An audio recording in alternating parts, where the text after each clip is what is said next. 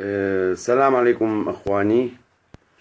اليوم نتكلم عن موضوع بسيط جدا جدا، كموضوع او ك بس نضيف الموضوع نراد التكلم فيه.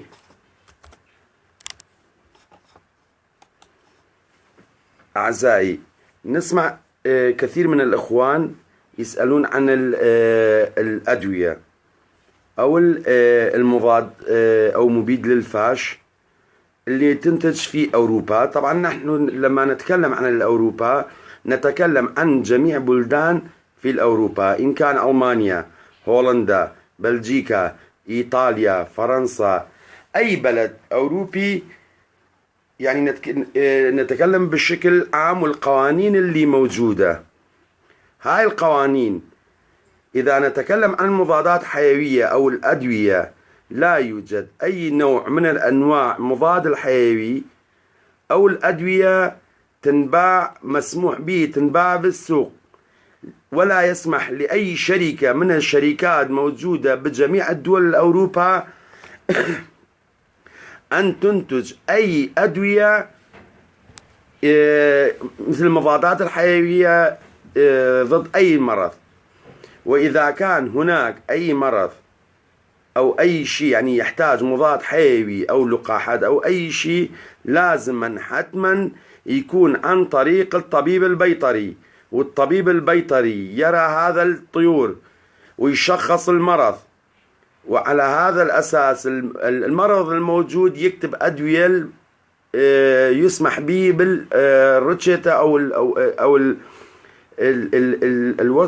الروشتة. أتوقع يسموه الطبيب البيطري، هو اللي يكتب هذا الشيء، والطبيب البيطري هو يسمح به يطلب هاي الدواء ويأتي عنده، وبعد ما يوصل بيد الطبيب البيطري هو اللي يعطيها للمربي، يعني حتى يستخدمها لطيوره. يعني هاي النقطة مهمة جدا. أي نوع من الأنواع الأدوية أو مضاد حيوي يأتي باسم أي شركة أوروبية، نحن نتكلم عن شركات اللي تنتج منتجات أو المكملات غذائية للطيور، كلها يكون الوقاية.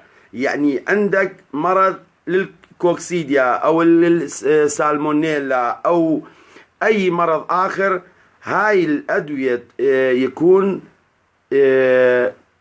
للوقاية. يعني يوجد نسبة معينة من الأدوية أو مضاد حيوي، ويكون كوقاية وليس كعلاج. أو بشكل آخر يكون في بداية المرض، يعني يحتاج مثلا الطير، نقول يعني كمثال يحتاج 100% مضاد حيوي، يكون بهذا المنتج 10% من هذا الدواء.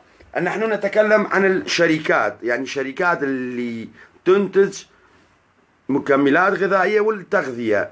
نحن لا نتكلم عن الشركات اللي تنتج الأدوية، هاي شيء آخر. وبالنسبة النقطة اللي أحب أتكلم عنه بهذا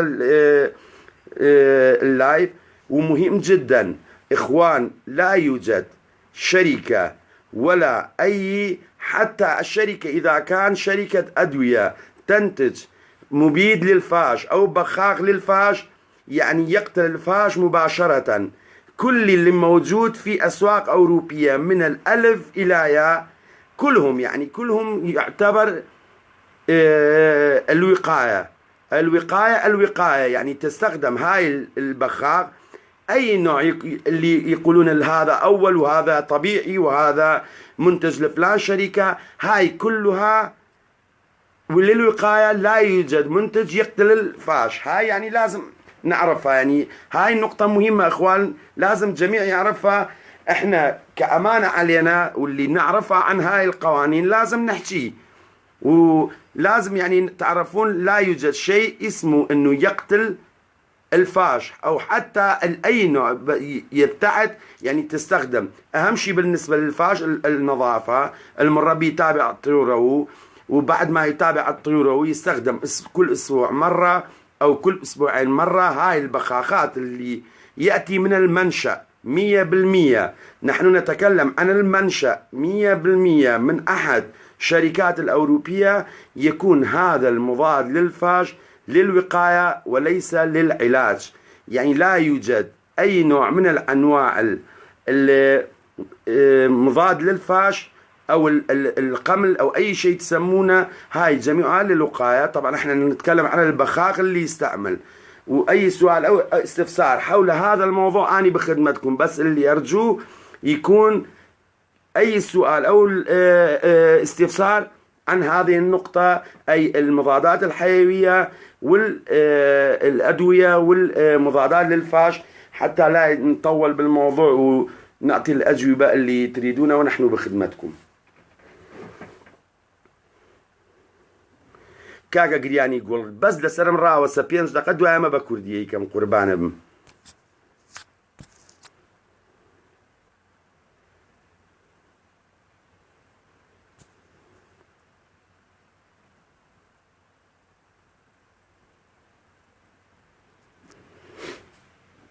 أخ علي الحجامي، إن شاء الله إن شاء الله أجاوبك على الخاص، لأن لازم أعرف بأي مرحلة تستخدمه لأي سبب حتى أقول لك إنه جيد أو غير جيد. كاكا سفينجان بس لسرم راوسن كبوبا أي كلمة بكردي لخدمتنا أم بابا تشر بكردي باسكم دواي أما سرچاو كاكا روانجان.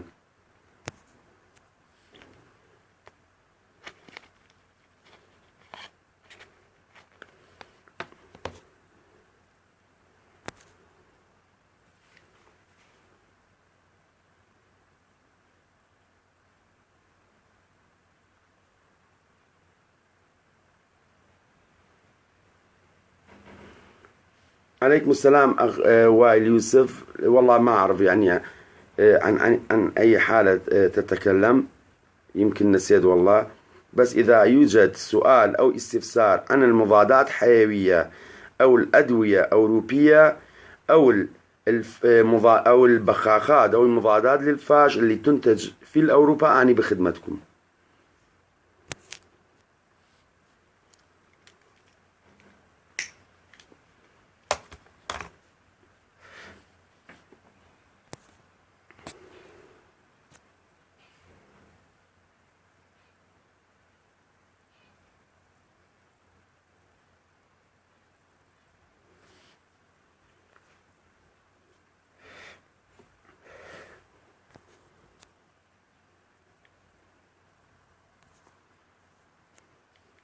إخوان، أي مربي لديه سؤال أو استفسار عن موضوع المضادات الحيوية والأدوية المضاد للفاش يقدر يكتب، وأنا إن شاء الله بعد ذلك أجاوبه بالكتابة حتى نتحول على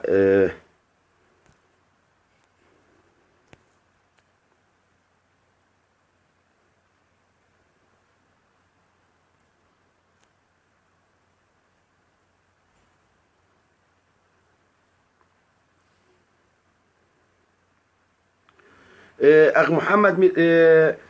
عليكم السلام. الإفرماكشين أو الإفرماكتين يستخدم عن طريق القطرة تضعها برقبة الطير، أو يوجد بين الكتف والرقبة، يعني بذاك المكان، يعني على الظهر يوجد نقطة، يعني منطقة يكون بها مجال، يعني مثل الحفرة نقول، أو مجال تضع القطرة واحدة بهذا المكان. ولازم تضع القطرة يعني ليس بالليل، يعني أفضل شيء حتى يكون بالنهار، حتى لما تنام الطير يعني لا تشم رائحة الإفرماكتين، لأنه قوي وأكو أنواع كثيرة. يعني لازم يكون 0.1 بوينت يك أو يك 0.1 أو 1.0. يعني مثل ما تقول الكمية الموجودة من إفرماكتين بي، هو لمدة 3 أشهر ما يدخل أي قمل بداخل جسم الطير.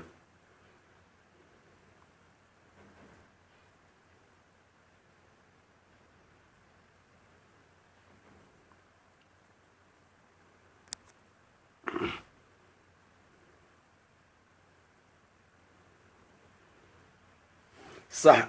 ويسعد مساك أخ أحمد. صح. هذا الكلام صح أخ أحمد. الكلام اللي احنا نريد نحكي بهذا الموضوع، انه احنا نسمع يقول لك الطير عنده كوكسيديا او عنده فلان مرض، يقول لك هاي المضاد الحيوي او هاي المنتج لشركة معينة انه مضاد جيد، يعني هاي المقصود منها هاي المضاد الحيوي. يعني اذا موجود، يعني اكو منتجات احنا نسمع عنه نراه هاي للوقاية اكثر شيء، لان ما يسمح بكل اوروبا انتاج اي مضاد حيوي من الشركات اللي تنتج مكملات غذائية والتغذية للطيور بأن ينتج أي مضاد حيوي. هاي أولا، أو حتى يبيعها. وثاني شيء الفاش، البخاخات اللي موجودة كلها بالسوق، يعني حتى بالسوق الأوروبا احنا نتكلم أنه للوقاية وليس للعلاج. يعني أنا أقرأ وأسمع يعني كثير يوميا اسمع هذا الشيء، اكو منتج او لاي شركه حتى البيانيتا او اي شركه، هاي المنتجات كلها اللي تصنع حسب قوانين اوروبيه، يعني اذا جاي من شركه الام والمنشا 100% يكون للوقايه وليس للعلاج. هاي اللي نقصدها. واشكرك على المداخله. فعلا ماكتين هو افضل شيء تستخدم على الرقبه، بس هاي مثل ما تعرف يحتاج شوي، يعني المربي يكون عنده علم حتى ما يضعها بمكان خطأ أو أكثر من قطرة واحدة. أشكرك على المشاركة اللي ساعدنا كثير أخ أحمد.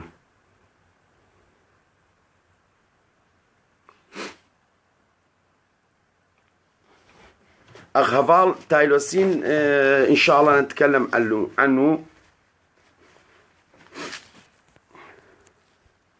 أنا ممنون أخ محمد.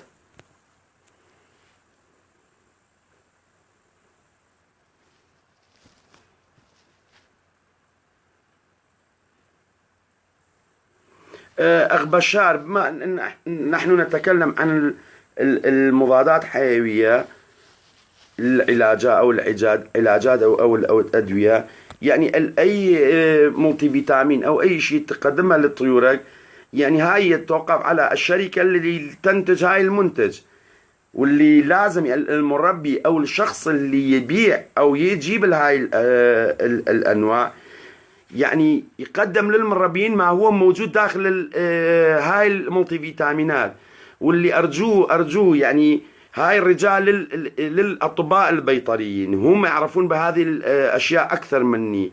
يعني هم لازم يكون عندهم تقارير، يعني لما يأتي منتج داخل البلد يدخل البلد يعني لازم هم يتابعون هاي المواضيع. يعني هاي كواجب على الطبيب البيطري، لأن هم يعرفون أكثر منا. يعني أنا كمربي أعرف هاي الأشياء. هاي يعني لما أشوف المواد الموجودة، يعني تشوف مواد كيميائية لازم تحذر المربي، يعني ما يستعملها كثير حتى ما يتأثر على الكبد. يعني هاي الجدول اللي أنت تتكلم عنه حضرتك تتكلم عنه، هذا يتوقف على منتج اللي أنت تتكلم عنه أو المنتج اللي لديك. يعني احنا ما نقدر الآن نجيب أي منتج لأي شركة ونتكلم عنه، اللي يأتي واحد ويقول لك هاي يسوون دعاية أو شيء. لا، كل شيء اللي يدخل البلد معاه يعني لازم يكون معاه، يعني مثل ما تكون الورقة اللي موجودة معلومات، هاي موجود بها مواد اللي داخل. اكو مواد يعني يكتب يعني يكتب اسم، هو اسم كيميائي، يعني هم يعرفون، الأطباء البيطريين يعرفون، بس المربي لما يقرأها يعني ما يفتهمها أي نوع من الأنواع الفيتامينات، لكن يكون كيميائي. هاي المهم جدا. لهذا السبب أنا لا أقدر أقول لك أعطي مرتين بالأسبوع أو كل أيام، لأن أنا ما أعرف عن أي منتج نحن نحكي. وهاي يعني إذا أنت قدامي ونحكي بشكل شخصي أقدر أجاوبك، بس على العام هاي ما نقدر نتكلم عن أي منتج محدد حتى لا يفتهم كلامنا بالشكل خاطئ. مساء الخير أخي مهدي.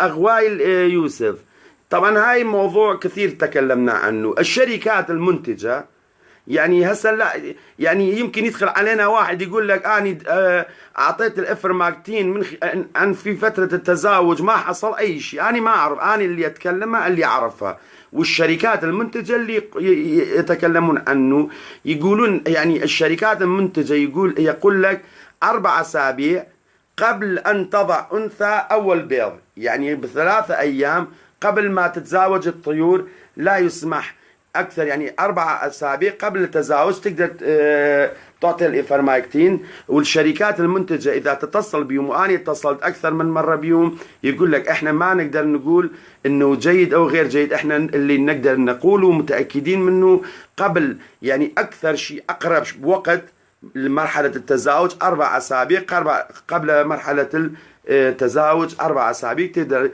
تعطي الإيفرماكتين من خلال الرقبة.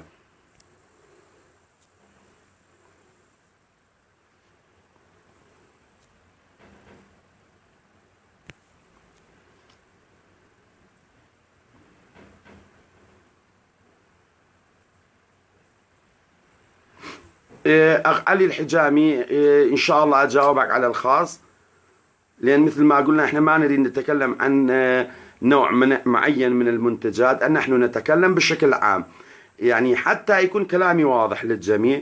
حتى المبيد للفاج، إحنا نتكلم عن المبيد الفاج، يعني المبيد للفاج حتى للبيانيتا هو للوقاية وليس للقتل أو للعلاج.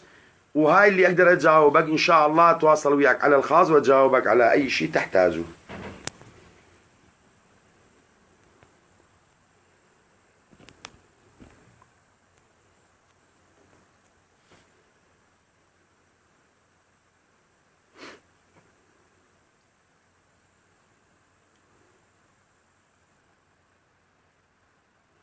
كاكنا بس جانم كاته وباش قربانه بمسا دعاء ما يكسر أولين بكردي بيكم إن شاء الله.